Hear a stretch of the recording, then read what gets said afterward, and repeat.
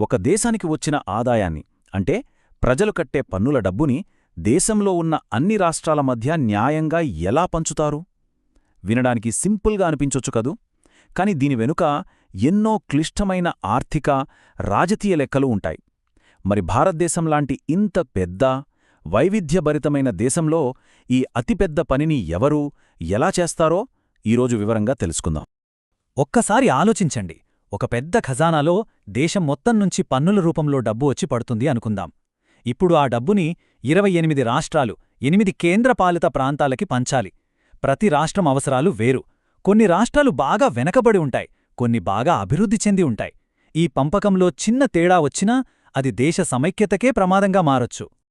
సరిగ్గా ఈ పెద్ద చిక్కుముడిని విప్పడానికే మన రాజ్యాంగ నిర్మాతలు ఒక అద్భుతమైన వ్యవస్థను తీసుకొచ్చారు. అదే ఫైనాన్స్ కమిషన్. మన రాజ్యాంగంలోని ఆర్టికల్ 280 ప్రకారం దీన్ని ఏర్పాటు చేశారు. ఇది ఒక పాక్షిక న్యాయ సంస్థ. అంటే దీనికి కొన్ని కోర్టులాంటి అధికారాలు ఉంటాయన్నమాట. కాని ఇది పూర్తిస్థాయి కోర్టు కాదు. దీని ముఖ్యమైన పని ఒక్కటే: కేంద్రానికి, రాష్ట్రాలకి మధ్య డబ్బు పంపకాలని నిష్పక్షపాతంగా సిఫార్సు చేయడం. ఈ సంస్థ ప్రాముఖ్యతను ఈ ఒక్క వాక్యం అద్భుతంగా వివరిస్తుంది. ఆర్థిక ఫెడరలిజం యొక్క బ్యాలెన్సింగ్ వీల్. అంటే ఒక బండికి చక్రం ఎంత ముఖ్యమో, కేంద్ర, రాష్ట్రాల మధ్య ఆర్థిక బంధం దెబ్బతినకుండా బ్యాలెన్స్ చేస్తూ దేశాన్ని ముందుకు నడిపించడంలో ఇది అంతే ముఖ్యమన్నమాట. సరే, ఇంత పెద్ద బాధ్యత మోసే ఈ కమిషన్లో అసలు ఎవరుంటారు, వాళ్ల నేపథ్యమేంటి, ఆ వివరాలు చూసేద్దాం. ప్రతి 5 ఏళ్లకొకసారి మన రాష్ట్రపతిగారు ఈ ఫైనాన్స్ కమిషన్ని ఏర్పాటు చేస్తారు. ఇందులో ఒక చైర్మన్ ఉంటారు, ఆయనతో పాటు మరో 4 సభ్యులు. ఈ సభ్యుల అర్హతలు చూస్తేనే మనకు అర్థమైపోతుంది ఈ కమిషన్కి ఎందుకంత గౌరవమని. చూడండి, హైకోర్టు జడ్జి స్థాయి వ్యక్తి, ప్రభుత్వ డబ్బు, లెక్కల విషయంలో పూర్తి అవగాహన ఉన్న నిపుణుడు, ఆర్థిక విషయాల్లో, పరిపాలనలో బోలెడంత అనుభవం ఉన్నవాళ్లు, ఇంకా గొప్ప గొప్ప ఎకనామిస్టులు. అంటే ఇక్కడ రాజకీయాల కంటే నైపుణ్యానికే పెద్దపీట వేస్తారన్నమాట. ఓకే, ఇంత పెద్ద నిపుణుల టీముంది. మరి వీళ్ళు చేసే పనేంటి, వాళ్ల ముఖ్యమైన విధులేంటో ఇప్పుడు చూద్దాం. వీరి పనిని ముఖ్యంగా 3 భాగాలుగా చూడొచ్చు. మొదటిది చాలా ముఖ్యమైనది: కేంద్రానికి పన్నుల రూపంలో వచ్చిన మొత్తం డబ్బులో రాష్ట్రాలకి ఎంత వాటా ఇవ్వాలి అని చెప్పడం. రెండోది గ్రాంట్స్ ఇన్ ఎయిడ్. అంటే కొన్ని రాష్ట్రాలకు ప్రత్యేక పరిస్థితుల వల్ల అదనపు సాయం అవసరం అవ్వొచ్చు.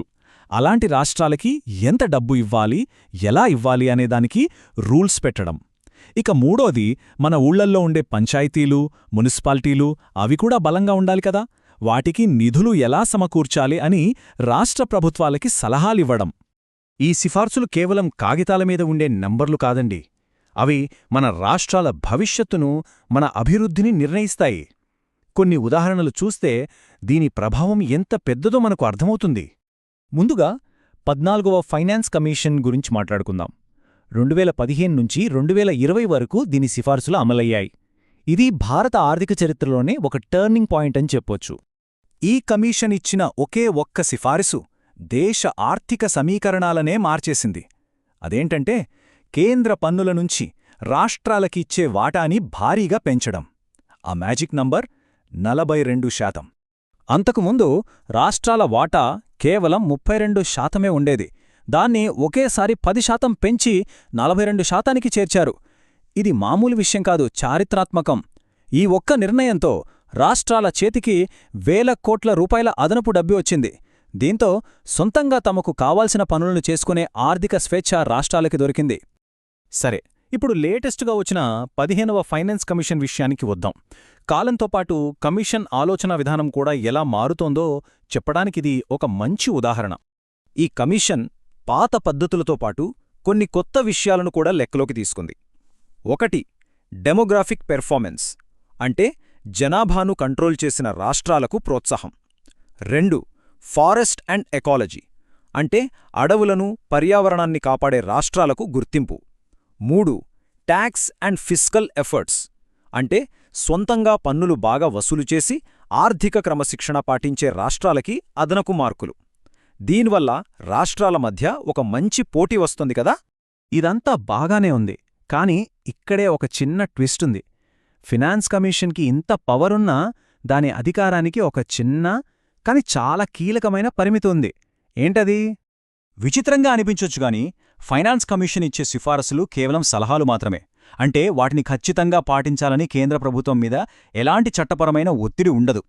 మరి ప్రభుత్వాలెందుకు పాటిస్తున్నాయి? ఈ కమిషన్కి ఎందుకంత గౌరవం?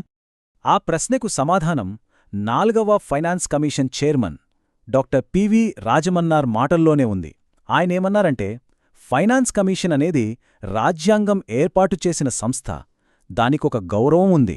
కాబట్టి చాలా అంటే చాలా బలమైన కారణాలుంటే తప్ప దాని సిఫారసులను తిరస్కరించకూడదు. చూశారా? చట్టం కన్నా రాజ్యాంగ స్ఫూర్తి, నైతిక బలం ఇక్కడ పెద్ద పాత్ర పోషిస్తాయి. అందుకే ఇప్పటివరకు దాదాపు అన్ని ప్రభుత్వాలు ఈ సిఫారసులను గౌరవించాయి. ఈ కమిషన్ ప్రత్యేకతను అర్థం చేసుకోవాలంటే ఒకప్పటి ప్రణాళికా సంఘంతో పోల్చి చూడాలి. ఫైనాన్స్ కమిషన్ రాజ్యాంగం ద్వారా పుడితే, ప్రణాళికా సంఘం కేవలం ప్రభుత్వం పాస్ చేసిన ఒక తీర్మానం ద్వారా వచ్చింది. ఒకటి రాజ్యాంగబద్ధమైనది, మరొకటి కాదు. అందుకే ఒకప్పుడు ప్రణాళికా సంఘం డామినేట్ చేసినా ఫైనాన్స్ కమిషన్ మాత్రం రాజ్యాంగబద్ధమైన సంస్థగా తన ప్రాముఖ్యతను ఎప్పుడూ కాపాడుకుంది.